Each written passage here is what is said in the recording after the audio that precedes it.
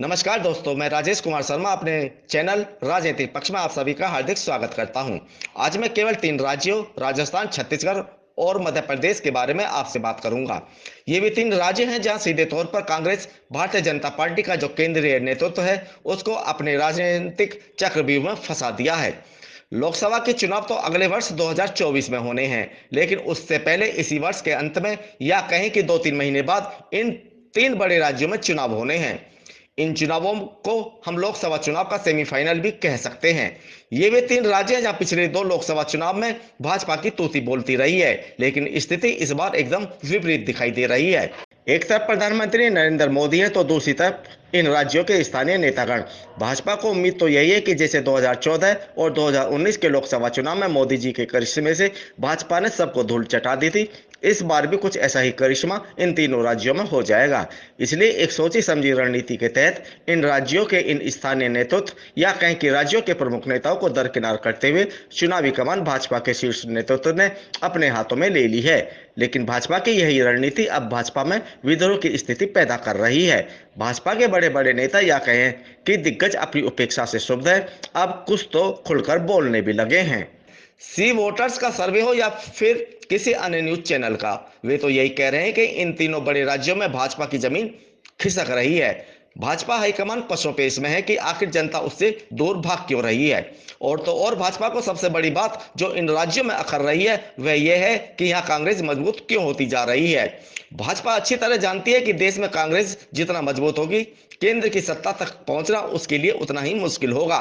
इसलिए 2019 के चुनाव में इन तीनों राज्यों की 65 लोकसभा सीट जीतने वाली भाजपा इन राज्यों में इतनी हताश पहले कभी दिखाई नहीं दी जितनी आज वे दिखाई देती है।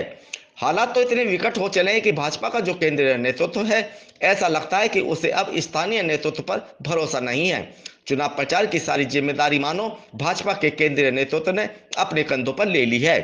स्थानीय नेतृत्व पर भरोसा न करने की एक वजह भी है। दरअसल राजस्थान और मध्य प्रदेश में गुटबाजी चरम सीमा पर है। ऐसा नहीं है कि गुटबाजी कांग्रेस में नहीं है, लेकिन भाजपा की यही गुटबाजी अब खुलकर सामने आ रही है। इसलिए चुनावी कमान केंद्रीय नेतृत्व को अपने हाथों में लेनी पड़ी, लेकिन अब इसके दुष्परिणाम भी भाजपा के सामने आने शुरू हो गए हैं। अब भाजपा की सबसे बड़ी मुश्किल ये आ खड़ी हुई है कि जनता को लुभाने के लिए स्थानीय नेतृत्व को नजरअंदाज कर कमान केंद्रीय स्तर के नेताओं को सौंपी थी, वह अब उन्हें भारी पड़ रही है। राजस्थान और मध्य प्रदेश के स्थानीय दिग्गज भाजपाई अपनी उपेक्षा से आहत हैं, खुलकर वे अपनी व्यथा व्यक्त भी कर रहे हैं। भाजपा की राजस्थान और मध्य प्रदेश में जन समर्थन यात्राएं निकलनी शुरू हो गई हैं, लेकिन राजस्थान में पूर्व मुख्यमंत्री यशोदा राजे सिंधिया को घर बैठा दिया गया है। सोचा तो यह था कि जैसे 2014 और 2019 में मोदी जी की करिश्माई छवि पर चुनाव जीत गए थे, इस बार भी ऐसा हो जाएगा। लेकिन स्थानीय बड़े नेताओं को घर बिठाना ही भाजपा के इस केंद्रीय नेतृत्व को भारी पड़ता दिखाई दे रहा है। वसुंधरा राजे की उपेक्षा से उनके लाखों प्रशंसक या कहें कि कार्यकर्ता बेहद नाराज बताए जाते हैं। सूत्र तो यहां तक बताते हैं कि वसुंधरा राजे के यही समर्थक अंदर खाने कांग्रेस का समर्थन कर भाजपा के केंद्रीय नेतृत्व को सबक सिखाने के मूड में तैयार, बिल्कुल तैयार बैठा है। बताया तो यहां तक जाता है कि राजस्थान के एक बड़े नेता जो मोदी सरकार में कैबिनेट मंत्री हैं, उन्हीं के कहने पर वसुंधरा राजे को घर बिठाया गया है। अब इसका भाजपा को कितना बड़ा नुकसान उठाना पड़ सकता है, इसका अंदाजा आप इस बात से लगा सकते हैं कि 2019 के लोकसभा चुनाव में राजस्थान की 25 की 25 सीटें जीतने वाली भाजपा को इस बार यहां 10 से 15 सीटों का नुकसान चुनावी सर्वे में होने की बात कही जा रही है। किसी भी पार्टी की यदि एक ही राज्य में इतनी सीटें कम हो जाएं तो उसके केंद्रीय नेतृत्व को ऐसेज करेगा ही। भाजपा नेतृत्व राजस्थान की ओर ध्यान दे पाता, बुरी खबर मध्य प्रदेश से भी आनी शुरू हो गई। यहां भी जब जनता को लुभाने के लिए भाजपा ने जन समर्थन यात्राएं निकालनी शुरू की तो गृह मंत्री अमित शाह और रक्षा मंत्री राजनाथ सिंह को यहां भेज दिया गया। लेकिन इन यात्राओं में न बुलाए जाने से यहां भी भाजपा की 2 प्रमुख नेत्रियां पूर्व मुख्यमंत्री उमा भारती और पूर्व लोकसभा अध्यक्ष सुमित्रा महाजन व्यतीत हो गईं। दोनों का दर्द झलका तो इनके बयान समाचार पत्रों और न्यूज चैनलों की सुर्खियां बन गई।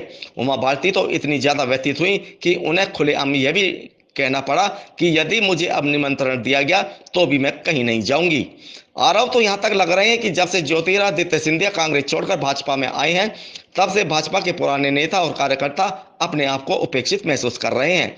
उनके आने से कांग्रेस में गुटबाजी और तेज हुई है। भाजपा के सामने दुविधा यह भी है कि यहाँ मुख्यमंत्री शिवराज सिंह चौहान का करिश्मा इस बार काम करता हुआ दिखाई नहीं दे रहा है। 2019 के लोकसभा चुनाव के दौरान जब समूचे देश में नरेंद्र मोदी जी की सुनामी थी तो 29 में से 28 सीटें भाजपा ने यहां जीतकर रिकॉर्ड बनाया था।